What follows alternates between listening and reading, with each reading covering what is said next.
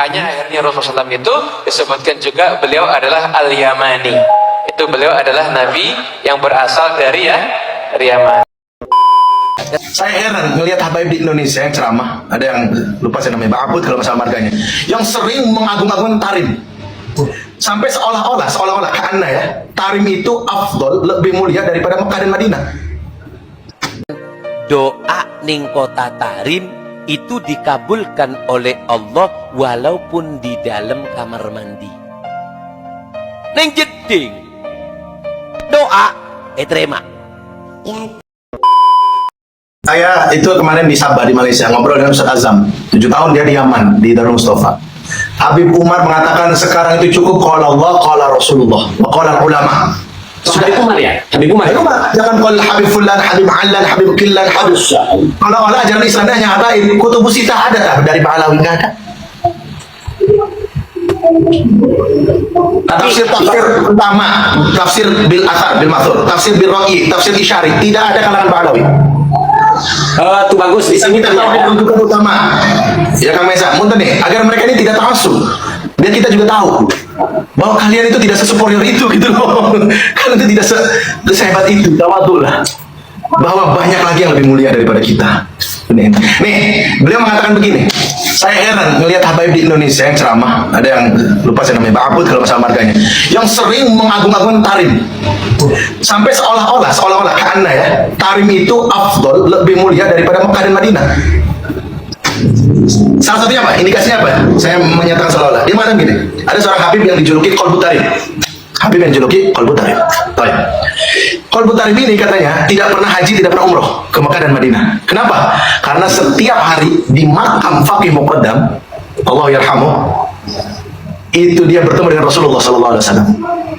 Ini kan dua fatalnya. Yang pertama, kalaupun betul dia bertemu Rasulullah yaqdzatan di makam itu, tidak menggugurkan kewajibannya untuk berhaji. Betul. Kedua, semulia apapun Tarim dan Yaman, lebih mulia lagi Mekah dan Madinah. Bahkan la tusyaddu rihal, Nabi spesifik menyebut jangan kamu tusyaddu rihal kecuali kepada 3 masjid itu. Mekah, Madinah, Palestina, Al-Quds. Saya berani mengatakan Al-Quds lebih mulia daripada Yaman. Kenapa? Spesifik disebut hadis secara zahir. Ya. Tidak ada masjid yang di Yaman yang lebih afdal daripada Masjid Quds. Terus sampai menyatakan turun apa namanya? Anjingnya aja wali, anjing di Tarim itu wali. Ya Allah, janganlah begitu. Terus menyatakan kenapa di Tarim itu tidak diaspal, bukan karena pemerintahnya miskin dan tidak mampu, tapi karena takut menghalangi keberkahan tanah-tanah Tarim yang mulia. Mekah diaspal dulu. Berarti barokah bisa ditutup pakai aspal. Buktinya makam mereka ditutup tanah, ditutup marmer, marmernya jadi mulia, dicium-ciumi. Kok mendadak aspal nggak boleh? Lebay kali. Nggak kayak nyindir UAS tadi. Penjenengan nyindir UAS ya? Kenapa UAS? Nyindir UAS. Nyindir UAS. Betul, saya serius, nggak ada niat. Loh, nggak ada niat. Saya nggak paham apa yang maksud beliau sendiri ya. Ya kan begini tuh bagus, mohon maaf. Ini kan kontra, pemikiran ini kontra. Ketika misalnya hanya bekas kaki diinjak, lalu tidak ditutup aspal, seolah barokah itu hilang. Kalau mau konsisten terhadap barokah ya, dengan tutup aspal. Lalu bagaimana dengan kuburan wali? Ditutup tanah, di semen, di marmernya jadi dicium, jadi barokah kan? Marmer diciumin. Sekarang, bahkan kenapa Allah menakdirkan Rasulullah dikubur di Yasrib, yang kemudian jadi Madinah? Itu untuk salah satu hikmahnya menghilangkan ajaran ta'assub kepada tempat tinggal. Kalau Yaman sehebat itu, maka pastilah Rasulullah itu orang Yaman, Pak. Loh, Rasul kan disebut Yamani oleh pengurus Robito. Habib siapa itu? Oleh orang Robito. Rasul itu disebut Yamani, orang Yaman.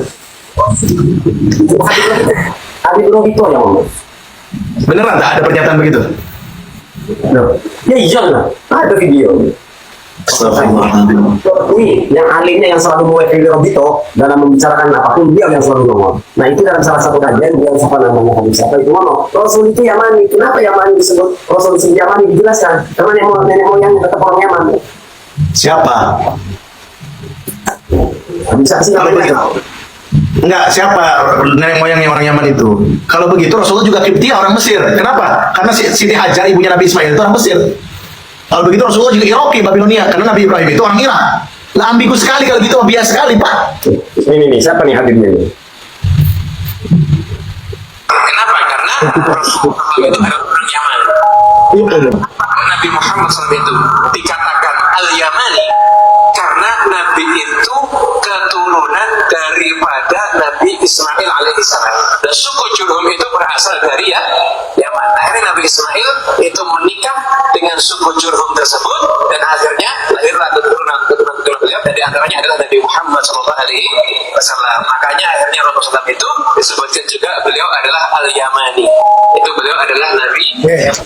Saya tidak khawatir ya, Porus Robito ya, ini beliau sering mewakili Porus Robito. Kalau gitu kita tarik lagi. Ayahnya Ismail itu Ibrahim orang mana? Babilonia, Irak. Berarti Rasulullah itu Al-Iraqi. Tarik lagi ke Nuh orang mana? Terus sampai Nabi Adam. Gak bisa begitu. Itu jadi bias sekali, jadi bias. Kayak kita kayak di Makanan udah 2 orang banter Kang Mesa. Wong mulo nasan nanti ku pendatang udah tak? Cirebon nih, paling Cirebon. Mau Syarif Hidayatullah juga bukan orang Cirebon, pendatang. Bapaknya itu Cirebon tim. Al-Misri, tukang utama Misri. Lihat akhirnya orang pendak-pendak ada Makanan bagi. Ampun dong.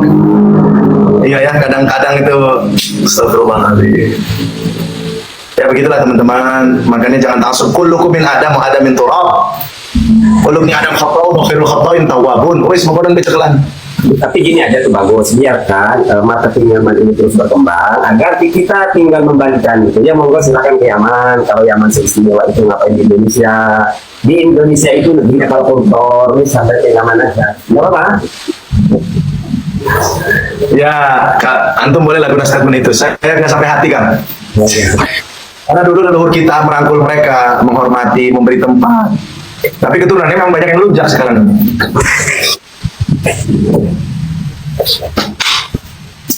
Kalau bukan karena akhlak baik para ulama-ulama kita dulu, leluhur kita dulu, leluhur duriat-duriat Wali Songo, gimana mereka bisa hidup tenang di sini? Gak diusir lah. Makanya saya kesal juga ketika Ketua Robito menyatakan datuk kami datang ke sini untuk mencetak para ulama-ulama. Seolah-olah sebelum ada datuk beliau nggak ada ulama. Hei, semua wali songo itu wali ulama zuriat Nabi Rasulullah SAW. Keturunan-keturunannya, para murid-muridnya. Ya Allah ya Karim. Tambah Maulana Hasanuddin Maraja lagi. Sultan Maning, pemimpin perang Maning. Apa Maning? Rabi Wake. Sultan, jenderal perang, Sayyid, Syarif, ulama, wali. Wih, komplit Banten dulur. Kudu bersyukur. Oh, sama kayak yang sedang berugati sama wali.